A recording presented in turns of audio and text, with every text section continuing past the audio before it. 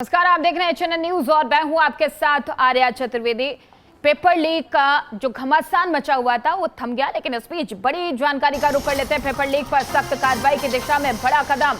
सरकार के paper leak रोकने के लिए नया कानून लाने की तैयारी शुरू कर दी है। लोकसभा में पब्लिक एग्जामिनेशन संशोधन बिल पेश किया जाएगा। केंद्रीय मंत्री डॉक्टर जितेंद्र सिंह सदन में बिल पेश करेंगे। तो इस बीच बड़ी जानकारी आपके साथ साझा कर रहे हैं। एक तरफ लगातार जंतर मंतर पर हंगामा किया जा रहा था, हालांकि धर्मेंद्र प्रधान के इस्तीफे के बाद वो हंगामा थम गया है, लेकिन दूसरी तरफ पेपर लीक रोकने के लिए सख्त कदम सरकार उठाती हुई नजर आ रही है। कल बिल पेश किया जाएगा। केंद्रीय मंत्री डॉक्टर जितेंद्र सिंह सदन में बिल पेश करेंगे।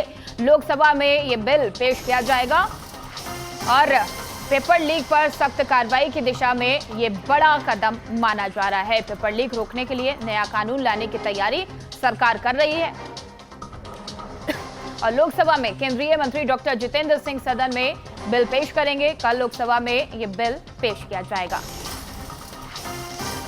तो पेपर लीक पर सख्त कार्रवाई की दिशा में बड़ा कदम उठाया जा रहा है।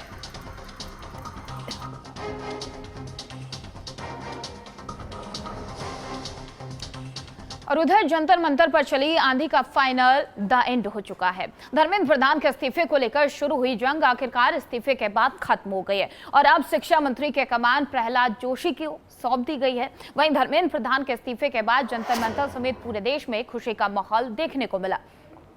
दरअसल सोशल मीडिया पर एक व्यंग से निकली कॉकरोच जनता पार्टी के संस्थापक अभिजीत दीपके ने जनता से मिले वर्चुअल समर्थन को युवाओं के आंदोलन में बदल दिया। उन्होंने शिक्षा मंत्री धर्मेंद्र प्रधान के इस्तीफे की मांग समेत अपनी प्रमुख मांगे पूरी होने के बाद आंदोलन समाप्त करने की घोषणा भी कर दी है। उधर सोनम वांगचुक और अन्य स्टूडेंट्स की भूख हड़ताल, दिल्ली पुलिस की कार्रवाई, संसद मार्च, विपक्ष की लामबंदी और सरकार के लगातार डैमेज कंट्रोल के प्रयासों के बीच शिक्षा मंत्री धर्मेंद्र प्रधान का दबाव बढ़ता गया उन पर और आखिरकार सीजेपी की मांग पूरी हुई। इस दौरान सीजेपी के फाउंडर अभिजीत दीपके का बड़ा बयान सुर्खियों में रहा, जिसमें उन्होंने कहा कि झुकती है दुनिया, झुकाने वाला चाहिए। यानी कि अपनी मांगों पर अडिग रहते हुए लंबे समय तक चले धरने के बाद आखिरकार उनकी मेहनत रंग लाई। फिलहाल इन सब के बीच सवाल बस एक आखिर है कि जंतर मंतर ही क्यों बना आंदोलन का गढ़ और अब तक जंतर मंतर पर कितने आंदोलन हुए, आइए जानते हैं बैकग्राउंड हिस्ट्री। और पेपर लीक पर सख्त कार्रवाई की दिशा में बड़ा कदम उठाया जाएगा। आपको बता दें कि लोकसभा में बिल भी पेश किया जाएगा, लेकिन हम बात जंतर मंतर की कर रहे थे कि कैसे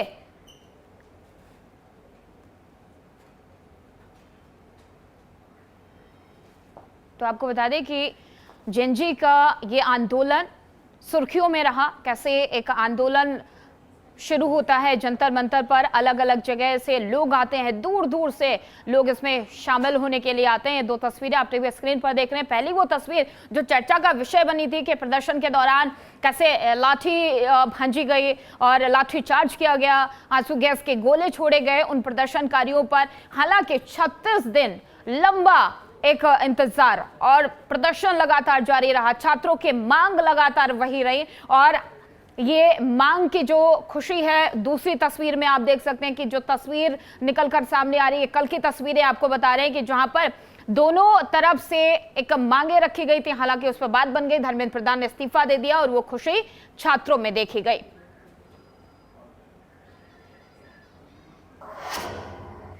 और उधर नीट पेपर लीक विवाद के बीच केंद्रीय शिक्षा मंत्री धर्मेंद्र प्रधान ने शनिवार को अपने पद से इस्तीफा दे दिया। साल 2014 में नरेंद्र मोदी सरकार के केंद्र की सत्ता में आने के बाद ये ऐसा पहला मामला नहीं है जब जन आंदोलन, राजनीतिक दबाव या व्यापक विरोध के बीच उसे अपना फैसला बदलना पड़ा हो।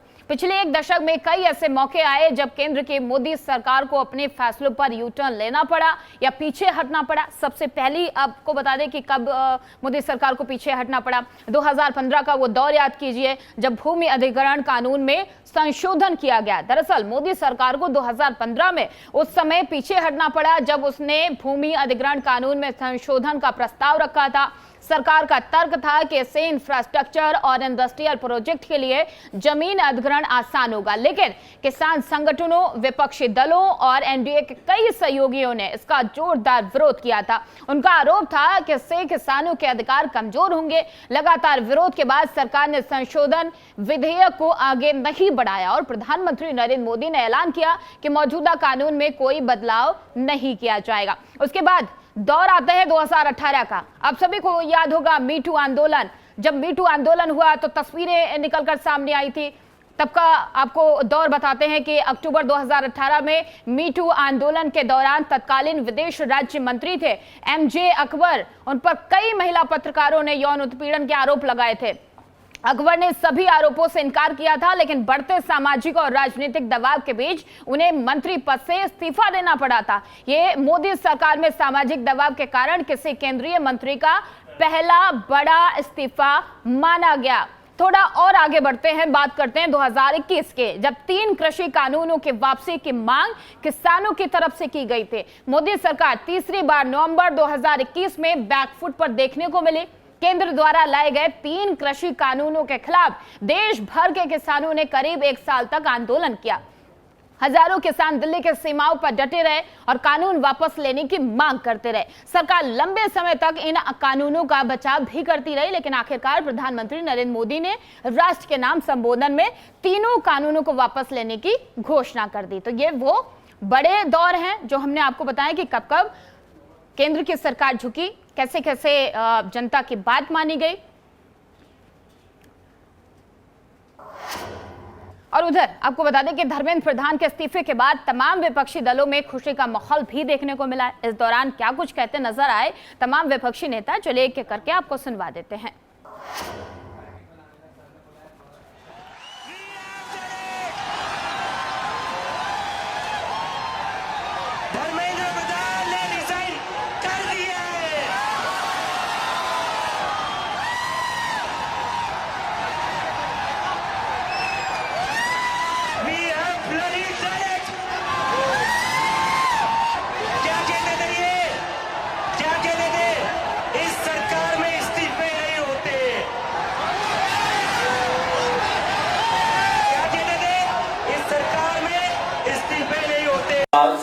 जो हम लोगों की दूसरी मांग थी कि सारे एफआईआर्स जो सारे प्रोटेस्टर्स के खिलाफ फाइल किए गए हैं अभी तक, सिर्फ दिल्ली में नहीं लेकिन सारे बीजेपी रूल्ड और बीजेपी एलाई स्टेट्स में वो एफआईआर्स विड्रॉ हो जाए, ये भी हमारी सेकंड मांग थी। सरकार ने वो मांग को भी मान लिया है। साथ साथ ये जो विड्रॉल है वो शॉर्टली हो जाएगा। जो एफआईआर्स फाइल हो चुके हैं, जितना हमें लास्ट इंफॉर्मेशन के मुताबिक 15 से 20 एफआईआर्स दिल्ली में फाइल हुए हैं, वो सारे एफआईआर्स की कॉपी सरकार ने अश्योर किया है कि शॉर्टली हमारे साथ शेयर करेंगे। एंड जो कॉपीज है वो 3 से 4 दिन के अंदर इन एनी केस हमें मिल जाएगी। जो विड्रॉल है वो भी शॉर्टली सरकार ने अश्योर किया है कि विड्रॉ हो जाएंगी। साथ साथ इन्होंने ये भी हम लोगों ने एग्री किया है कि फ्यूचर में कोई भी एक्शन नहीं लिया जाएगा किसी भी प्रोटेस्टर के खिलाफ, एंड सीजेपी की जो टीम है, जो ऑर्गेनाइजर्स है, उनके खिलाफ। इसी चीज का अंडरस्टैंडिंग में हम लोगों ने सरकार के साथ एक ड्राफ्ट शेयर किया है। जो गारंटी है रिटन में, वो सरकार ने बोला है कि हमारे साथ वो ट्यूसडे तक शेयर करेंगे। हमें आशा है कि ट्यूसडे तक जो गारंटी है सरकार के तरफ से इन राइटिंग ये एफआईआर्स के बारे में और इन एनी फ्यूचर एक्शन के बारे में। हेलो एवरीवन, आप सबको बहुत बहुत बहुत बधाई। हमारे देश के युवाओं को, जेनजी को बहुत बधाई। बहुत खुशी की बात है, आप लोगों का संघर्ष रंग लाया। धर्मेंद्र प्रधान को अल्टीमेटली इस्तीफा देना पड़ा। ये पूरी डेमोक्रेसी की बहुत बड़ी जीत है। हमारे देश में लोगों का जनतंत्र से भरोसा ही उठ गया था। लोगों को लगने लगा था कि सरकारें सुनती नहीं है, जनता सरकारों के सामने चिल्लाती रहती थी, गिड़गिड़ाती रहती थी। हर चीज के लिए हम सरकार को हाथ जोड़ते रहते थे, पैर पकड़ते। सरकारें कभी सुनती नहीं थी। इतना बड़ा संघर्ष हुआ और अल्टीमेटली सरकार के अहंकार को झुकना पड़ा, जनता के सामने झुकना पड़ा। ये बहुत बड़ी जीत है, पूरे जनतंत्र की जीत है, डेमोक्रेसी की जीत है। और सरकार को भी अब समझ लेना चाहिए कि आपको जनता की सुननी पड़ेगी।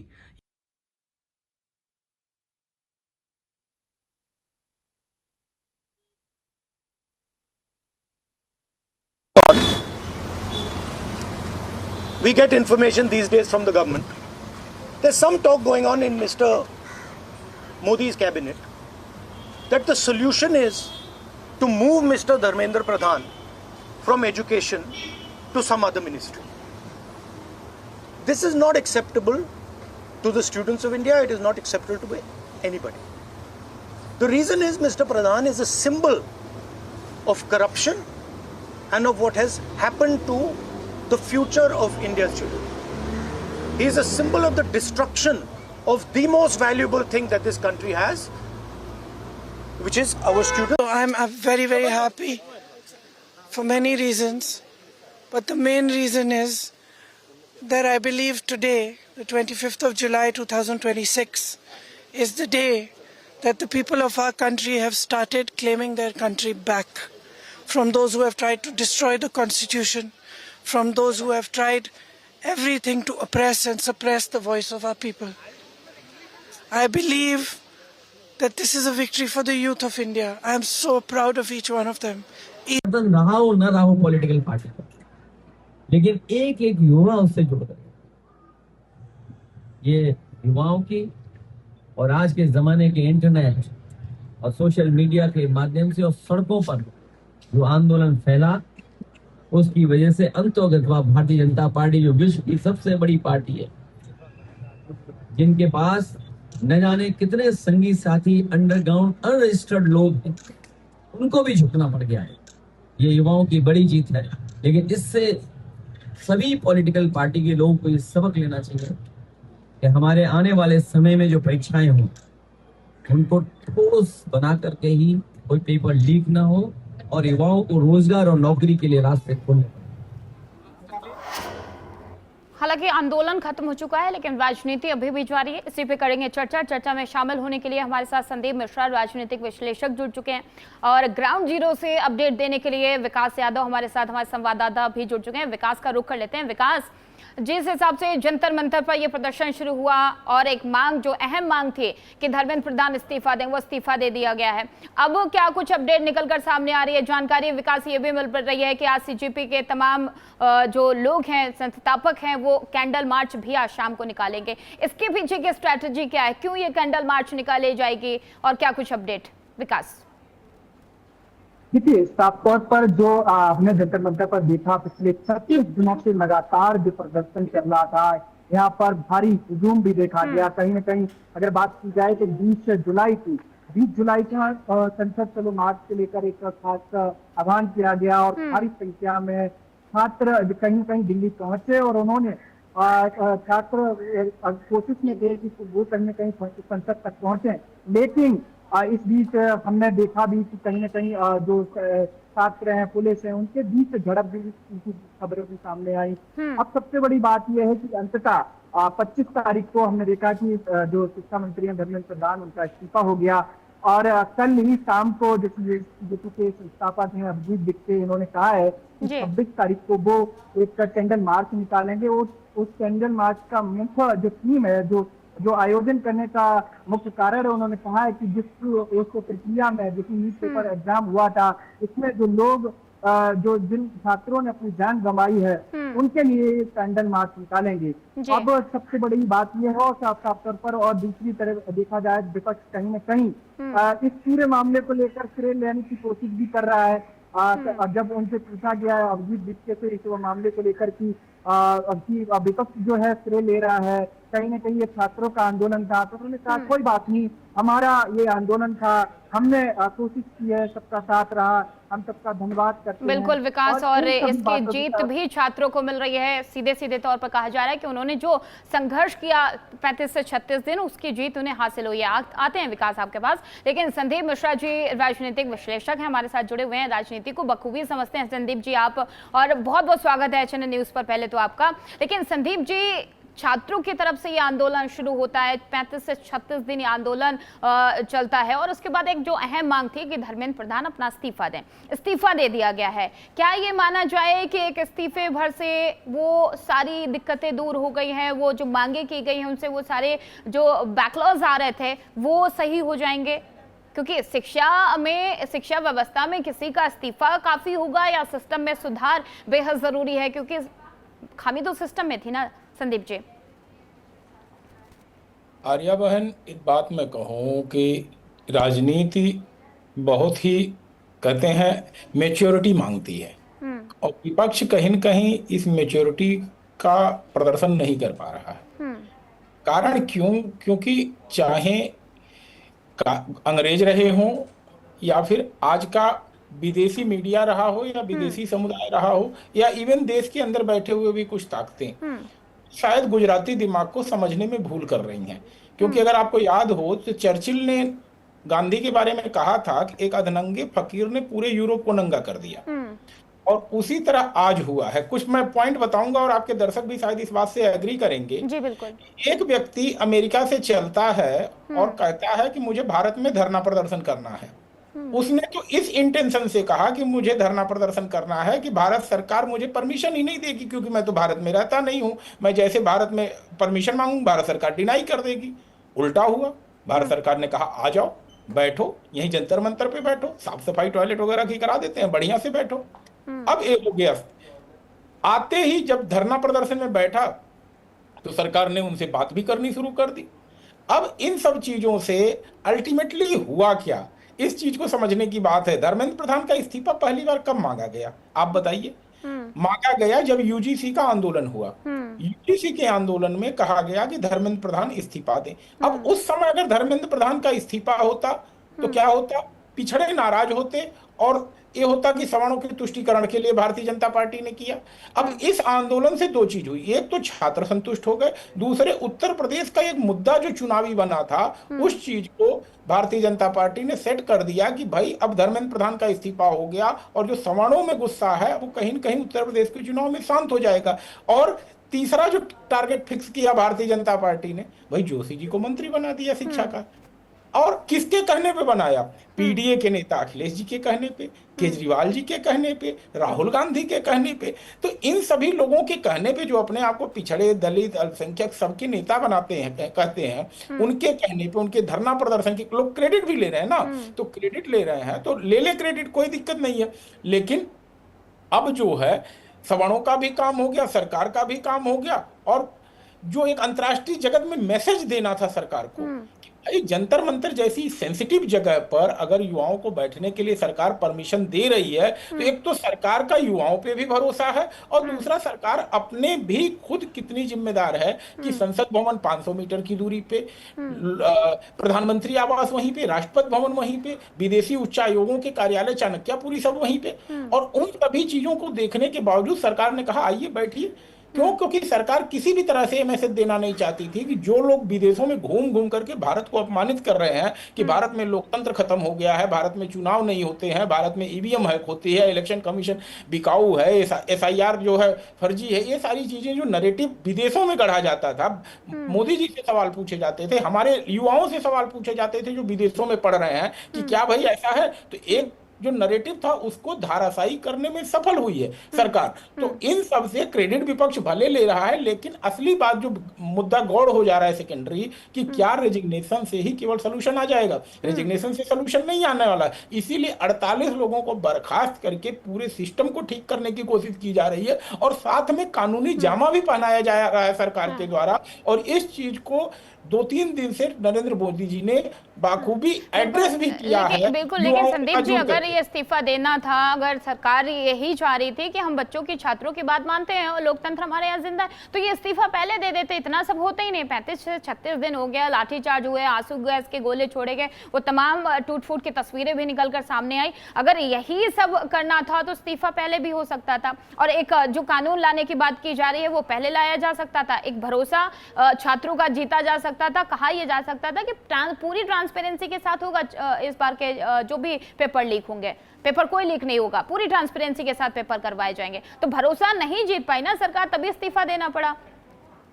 नहीं, देखिए एक बात मैं यहाँ पे बता दूं आपको कि भाई छात्रों के बीच जो है कुछ लोग ऐसे थे जो इस आंदोलन को हाईजैक करने की कोशिश करना चाहते थे। कौन थे वो वो लोग? एक दूसरा अन्ना आंदोलन बनाना चाहते थे। उनके मन में था कि अगर ये आंदोलन लंबा खींचेगा तो जैसे अन्ना आंदोलन से केजरीवाल निकले उसी तरह से यहाँ से भी कोई नेता निकलेगा और कल को वो भी अपनी राजनीतिक महत्वाकांक्षा को करेगा। लेकिन इस आंदोलन के जरिए आज से 10 साल पहले हुए आंदोलन के बारे में आज की युवा पीढ़ी को सिखा दिया गया। वह फिर से यहाँ पर दिखाया गया कि भाई अन्ना आंदोलन के समय किस तरह से बात हुई थी लोकतंत्र की और सब चीज, और अंतिम में केजरीवाल जैसी पार्टी पैदा हुई जो अन्ना की ही बात नहीं मान रही थी।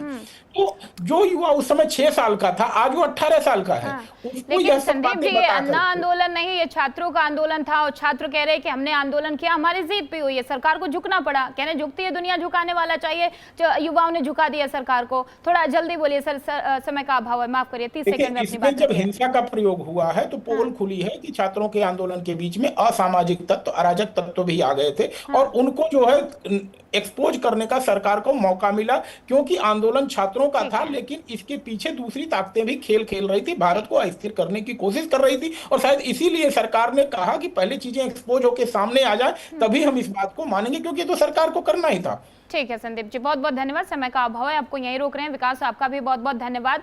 हालांकि एक तरफ लगातार ये कहा जा रहा है कि इस आंदोलन को हाईजैक किया गया था, लेकिन दूसरी तरफ छात्र पूरा जश्न मना रहे हैं और जेएनजी का जो आंदोलन था वो सफल रहा है, ऐसा भी लगातार सोशल मीडिया पर भी वायरल हो रहा है। तमाम वो तस्वीरें निकलकर सामने आ रही है जिसमें कहा जा रहा है कि झुकती है दुनिया, झुकाने वाला चाहिए। और भारत के युवाओं ने सरकार को झुकाया, इस्तीफा मांगा और आगे की अब स्ट्रैटेजी भी तैयार की जा रही है। आप लोग बने रहिए हमारे साथ, क्योंकि खबरों का सिलसिला एचएनएन न्यूज पर जारी है।